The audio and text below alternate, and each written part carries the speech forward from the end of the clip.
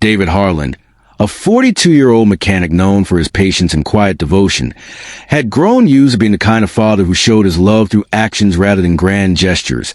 Yet nothing could prepare him for the sting of the moment his son returned to the car that night and quietly said they had eaten a full meal inside while he waited outside alone for 2 hours.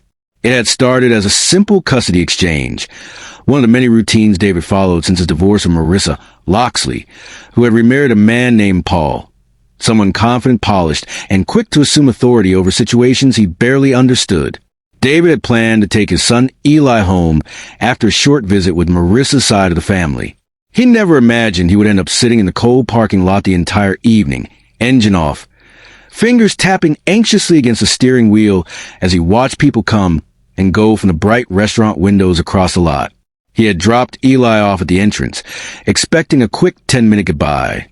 But time trickled on minute by minute until the 10 minutes became 30, then an hour, then 2.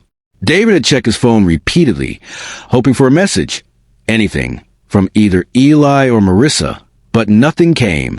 Occasionally, he saw silhouettes behind the restaurant glass. People laughing, waiters carrying trays, families celebrating holiday dinners. Through the blurry windows, he thought he recognized Eli once. But he wasn't sure. The lights made everything distorted. The ache in David's chest wasn't anger.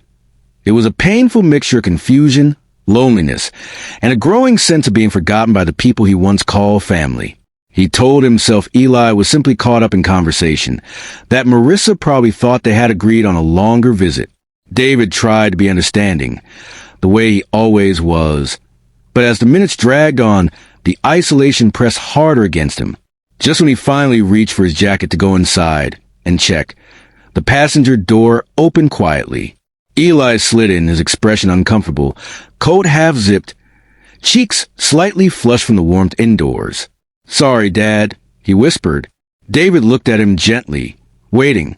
Eli hesitated, then said in a small voice that they ate inside. Mom said it'd be quick, but then everyone ordered dinner. David felt something inside him twist. Not a sharp pain, but a slow, heavy one. He asked softly, "You didn't tell them I was waiting?" Eli stared at his hands. "I tried, but they said you wouldn't mind." Eli's voice cracked slightly at the end, and David realized the boy wasn't choosing sides. He was caught in a place where children should never be. David reached over, squeezing his son's shoulder. "It's okay," he said, even though it wasn't. It should never have been okay.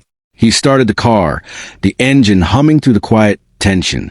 As they pulled out of the parking lot, Eli whispered again, "I'm really sorry, Dad. I wanted you to come inside." David swallowed the lump rising in his throat and forced a steady breath. "You didn't do anything wrong," he assured him. "I'm just glad you're here now." They drove in silence for a few minutes before David's thoughts spilled into the open air. Not complaints, not blame, just truth spoken carefully so a child wouldn't mistake it for bitterness. He told Eli that waiting wasn't the problem. Being forgotten was. He explained that being left out, especially by people you once loved, left a kind of bruise that didn't show on the skin but still hurt. Eli listened quietly, nodding, his small face reflecting a weight far too heavy for 14. When they reached David's apartment, Eli lingered by the door instead of rushing inside like he usually did. "Dad, I don't want you to feel like you don't matter," he said softly. "You always matter to me." David felt his chest tighten again, but this time it wasn't from pain. It was from a fragile, grateful warmth. He rested a hand on Eli's back. "Thank you," he said, meaning it. That night, after Eli went to bed, David sat alone in the living room, thinking. The loneliness of the parking lot still echoed in him, but now it carried a different clarity. He realized that walking away from the hurt didn't mean walking away from his son. It meant walking away from the people who allowed that hurt. Marissa and Paul had made their priorities clear, and David finally understood he couldn't control their choices, but he could control the space he created for his son, a space where no one was left waiting in the cold. As he switched off the lamp and the room darkened, David made a quiet promise. Eli would always know where he stood, with a father who stayed, who cared, and who would never consider him an afterthought. And though the pain of that night would linger, it also marked the moment David stepped fully into a future built on his own dignity, not on anyone else's disregard.